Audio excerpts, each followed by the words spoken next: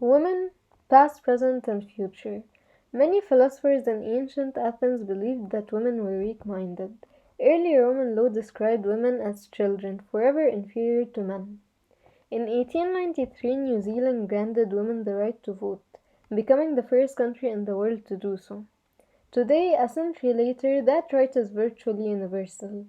More women getting an education, earn an income. More women surviving childbirth and can plan their families. But while we're closer than ever, we still have a long way to achieve equality. There is no country in the world where women's wages are equal to those of men. Of the world's 1.3 billion poor people, it is estimated that nearly 70% are women. 75% of the world's illiterates are women. 95% of people with anorexia are women. According to the World Health Organization, approximately 68,000 women die from unsafe abortion every year. Domestic violence is among the leading causes of death and injury to women worldwide. In the state of Chihuahua, Mexico, 66% of murders of women were committed by husbands, boyfriends, or other family members. In Afghanistan, half of the female prison population is detained for moral crimes. The most disturbing thing is that at parts of the Middle East, honor killings are still practiced. These killings can be brought on by women wanting to end or prevent an arranged marriage, or even just dressing too provocatively. In Pakistan, nearly 500 women a year are the victims of honor killings. The use of rape as a weapon in war has become more evident. About 48 women are raped in the Democratic Republic of the Congo every hour. Half of the world is women, and yet they are denied equal opportunity and participation. Placing women's rights and gender equality at the center of the economic policy making and political agenda would result in higher and more inclusive economic growth, healthier and more educated children, and more balanced decision making. Women's full participation is no longer an option, it is a necessity for our common future. Now I'm gonna share with you an interview that I have done with an Egyptian engineer to learn about her experience as a woman living in the modern society. Hello, I'm Fatma Ashraf. Thank you very much for letting me interview you about this topic that affects us as women living in the Egyptian society. Would you like to introduce yourself to us? Yes, hi Fatma. Nice to meet you. I'm Fatma Ramadan. I'm 25 years old. I work as an architectural engineer, and I work for my dad, and I'm also an interior designer. Nice to meet you. Nice to meet you too. So where did you graduate college from? I graduated from the United States, from the University of Wyoming. I majored in architecture and engineering, and I graduated in 2013. No, 2018. 2013, that was high school, so 2018. Yeah. So living there, how were you treated as a Middle Eastern Muslim woman? Well, that was not easy at all. It was like one of the hardest things I've been through, and yeah, I was treated okay. Like it wasn't like a very good attitude, or not a really bad attitude, but it was okay. It was hard at the beginning, but then knowing how to deal with people who are like against your religion and the way you look and all that, being a Middle Eastern Muslim. But then I got used to it, and I think it went okay. It was way better than all other states. Yeah. Do you think that if you were in the same situation, but as a man, a Middle Eastern Muslim man, would it have made any Yes, difference? definitely. It would have been a whole lot different. Just because men are always treated different, and there's always inequality between men and women. But yes, I would say, yeah, it would have been so different if I was a man. Yeah. Yeah. So does your mother work? No, my mom is a housewife, and my dad works as an engineer by practice. Like he didn't graduate from the College of Engineering. He graduated from the College of no, it was an academy or something, tourism and hotels and tourism. Yeah. He wanted to be an engineer, but his like final grade in high school didn't allow him. So he went to like a business school first, and then he transferred to this academy because he just wanted to finish early. And then he became a very good engineer, not just because he's my dad, but he is a very good engineer by experience. So yeah. So talking about your mother, did she ever work like in the past after she graduated? Never, just because my dad never let her. So she graduated from the I don't know, health, and like she was supposed to be like a PE teacher, and my dad never let her work. Yeah. So it has something to do with the way society thinks. Well, yes, pretty much, and I would say it's her problem because she accepted it from the very beginning, and now after being married for almost 30 years. She regrets it now that she accepted him saying no about work and all that. But yes, it has to do with the society and the culture, the way he got raised and all that. So I think none of my family members, the women, are working except my aunt, she's my brother and my dad's sister, and. Surprisingly, he let her work and her husband is okay with it, but for everyone else in the family, none of them are working. Yeah. What do you think about women not being able to give their political views in the 20th century? Can you repeat the question, please? What do you think about women not being able to give or like say their political views and not being able to vote in the 20th century? I think this is very ignorant, and I'm totally against it because I think part of why the world is rising and part of how every country is running, there is women behind it, and they are very successful in their fields and or any field they just like practice it. So I would say that was ignorant and that was very unacceptable and very disrespectful to women, because women deserve to have a voice, deserve to be seen, deserve to be successful and treated equally like men. Yeah.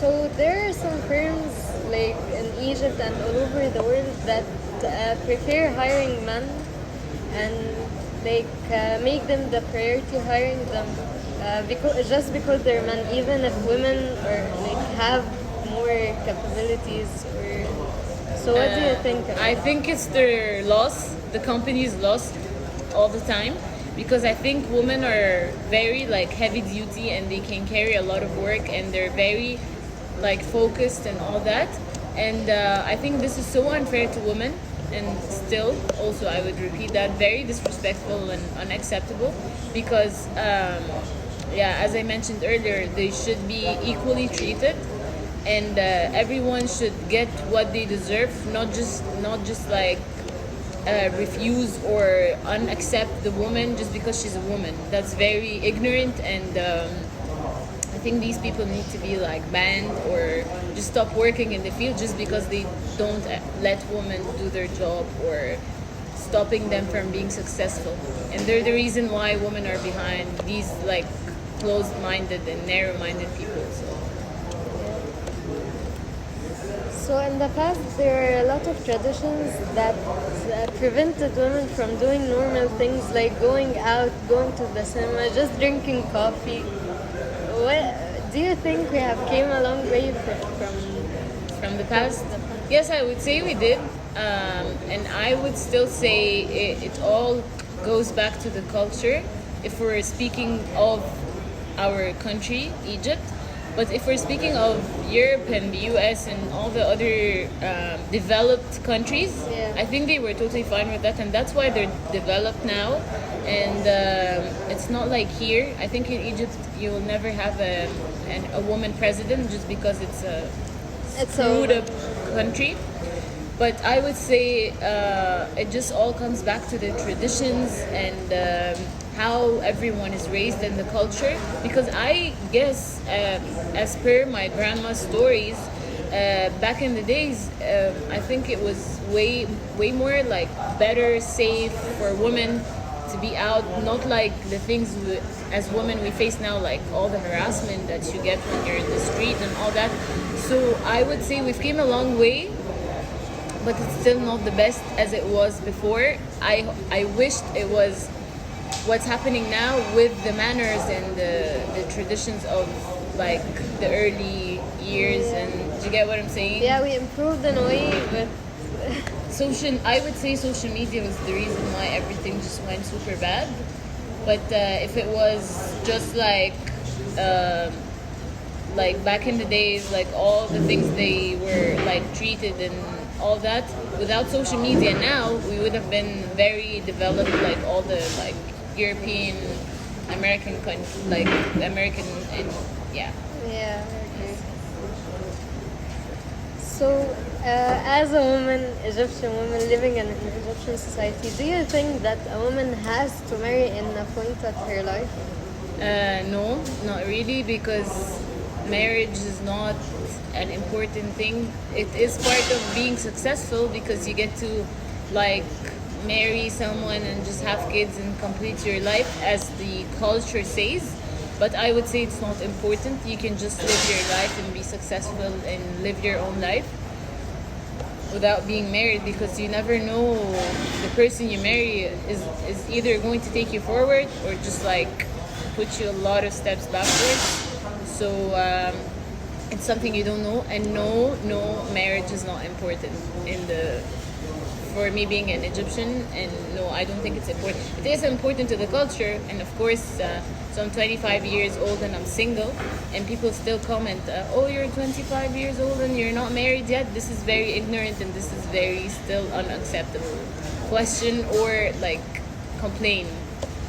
So yeah, no, marriage is not important.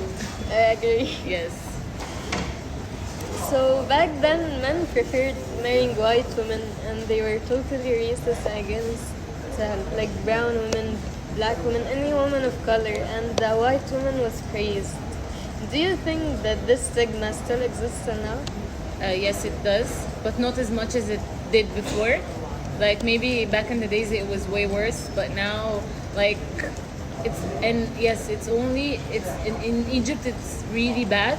Like because when I used to live in the US, I would see a couple who it's either the man is black or white, and the couples are totally different in like shape, way, or form, and color and everything.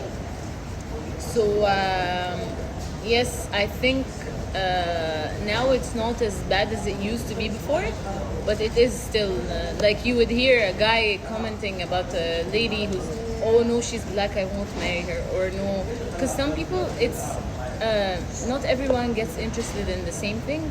So maybe some guys would prefer marrying a black woman even if they're white. Some people would just want a white woman as they are and be like very racist against the black. It's like very complicated, and you just never know. Depends on the person, I would say. Yeah. So yeah, the Egyptian society has came a long way from like the past and the way it used to think, and it has become more open-minded. But I think that there are still improvements that need to be made. What do you think are the improvements? It would be like what's it called? Manners. People need to have more manners. Everyone, there are literally like this is something that needs improvement, and I think if it's there, then the world, like our country is just going to be a way better place than it is now, because people have no manners. And I would still say social media is the reason why, because Egyptians are trying to copy like the Europeans and be Americanized, but it doesn't fit with them, and it's so like it turns out to be very awful, like a very bad mix. So yeah, manners, what needs to be improved. Yeah. Or be there, because it's not there. Yeah. That's true. So I would like to thank you for your time and for your honest answers. You're welcome.